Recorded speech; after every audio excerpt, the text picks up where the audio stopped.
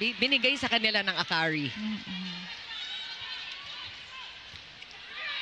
Laksina has had good receives today. She needs to send it over. A chance now for Creamline again to set up. Which play? Combination! She is so deceptive. Yes, and I think all the players of Creamline, pulido na yan eh. Kapag ganyan, alam na nila yung gagawin eh. Hantay na lang sila, hindi pala alam ni Pangs. Di siya sure. Sorry. But, and you're talking about the spread of points before we ended that first set. Maganda for Creamline. Everybody contributing in that first set. Thoughts. Stop. Cobb going to Sed Domingo, and that will be a point for Akari. Akari working hard for their point. Yung mga single block yan in the game against Chocomucho. That running attack. Check na. Nahabol na ni Ivy. So we see. Wow. But that one was tough for Tots Carlos now. The Creamline Cool Smasher sisterhood is. But of course, as Phenom Eliza Valdez herself says, they still have their own unique struggles that they gotta embrace. But for today's game, she says that they are coming together as one. Same mentality and same level of focus. And we definitely saw that in the way they played during set number 1. But of course,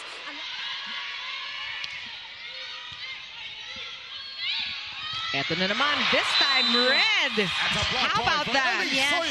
I was looking. Wow. Ali, wow. Talk about the talagang in-game adjustments. Yes. Ayan, binabasa na ni Ellie yung mga binibigay sa kanya ng Creamline. Great attempt for Azareno, but Wala siya yung parang ay wala na to. Talagang kahit hindi niya layo nun eh. Pero talagang susubukan pa rin niya. Oh, and that one, Ellie Soyot again gets the better of Bernadette Pons.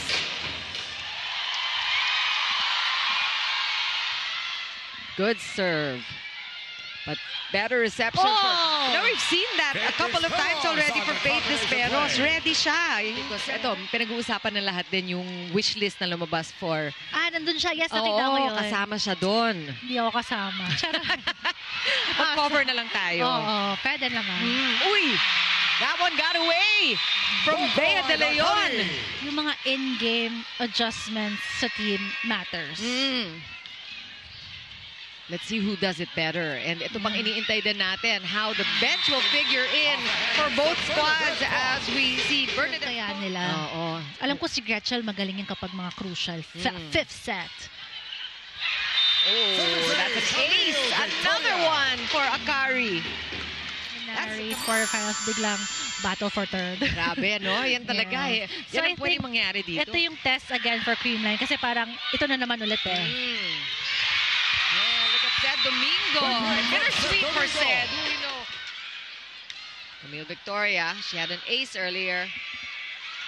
Our tip, red by Cobb this time. A broken play. Laksina getting it off the hand. And medyo, alam ko, cool. He's always so cool. Yes. Medyo tumataas yung boses niya ng konti. Oh, good read there by Atienza. Hindi nakawala si Cobb doon. And nakakatuwa makita ang Field Sports ay puro pink. Yes. Pero that means lahat ng meron namang merong fans from both sides. Yes, black pink in your area. And it's Wednesday. Yeah. Diba? Wednesday we wear pink. Actually, ano ngayon? Tuesday. Black ni Ivy. Kitang-kita ni Tots. Back row attack. Oh. Hirap nun. Oh, nice set. Oh, that one got away from Ellie. And talking about Ellie Soyot, I think yung wow factor doon, Phil, is I think she's known it all along, but she's given the time to shine. Yes.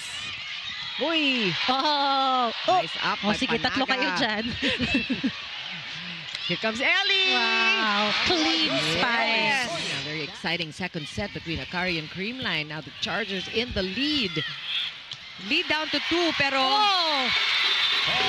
Talagang lahat buwis-buhay dito nakikita natin. Di pa ako makaget over dun kay Mitch Cobb. Ako dun eh, parang natakot ako dun eh. Tsaka just the length of the court that she travels, di ba? Dapat nandun siya sa harap, setter siya, pero she's playing from the back. Ooh, and Pons gets the better. And that's a tough serve as well Uy! Ganda naman nun. Tamang-tama, right in the corner pocket. And she gets a chance to take a look at things from the bench, from a different perspective, and a quick point. Making points for Creamline in Well, this set kung gusto nila humabol kasi 1 point na lang. Oh, they've actually already taken the lead. Yes. Wow! Naman yun. Wala And play continues. But Hazareno, and she gets the ball again. Amazing stuff from Hazareno. Valdez from back row.